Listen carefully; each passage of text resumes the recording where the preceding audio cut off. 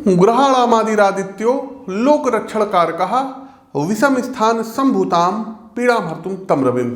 हर हर महादेव साथियों, 14 मार्च को दोपहर 12:23 पर आत्म तत्व के कारक ग्रह सूर्यदेव अपनी मित्र राशि मीन राशि में प्रवेश करने जा रहे हैं, जहां ये 14 अप्रैल तक मीन राशि में स्थित रहेंगे।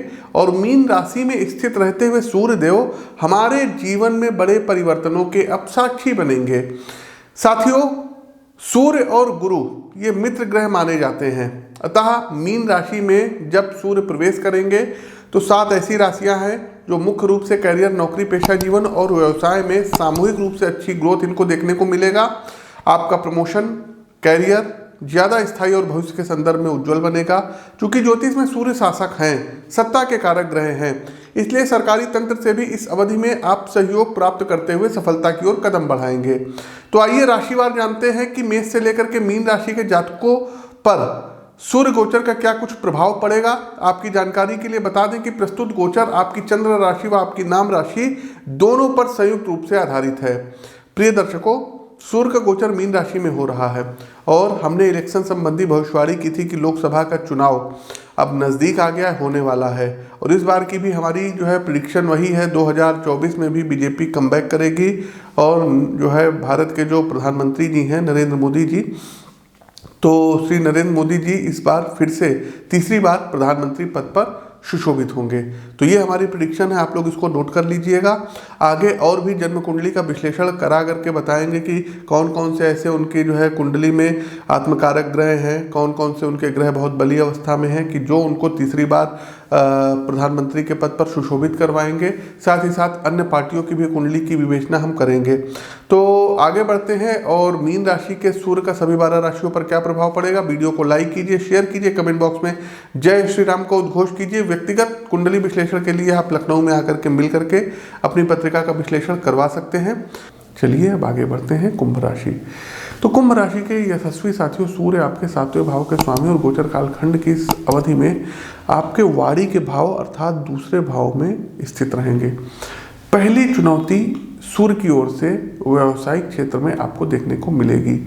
साझेदारी में कामकाज करते हैं, व्यापार चलाते हैं तो दिक्कत रहने वाली है, क्योंकि बिजनेस पार्टनर की ओर से फाइनेंशियली फ्रॉड की स्थितियां बनती दिख रही हैं।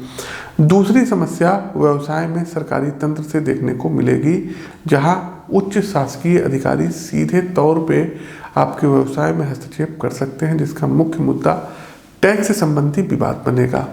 मेरी सलाह है प्रत्येक लेन देन आर्थिक स्पष्टता से करिएगा। अब आते हैं नौकरी पेशा जीवन और कैरियर के बारे में।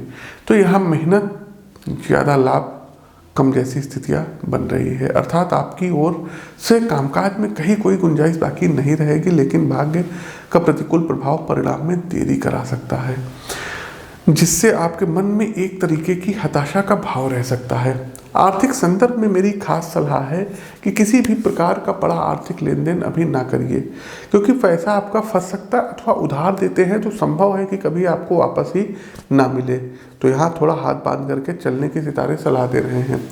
रिश्तों के संदर्भ में उदारता का भाव रखना होगा, अर्थात छोटी मोटी गलतियों को माफ़ करिएगा। मन में कोई बात बिल्कुल ना रखिएगा और समस्या होने पर स्वस्थ चर्चा के द्वारा समाधान ढूंढने का प्रयास करें, क्योंकि सूर्य व्यक्तिगत अहंकार को बढ़ाते हैं, जिसके कारण समस्याएं आती हैं।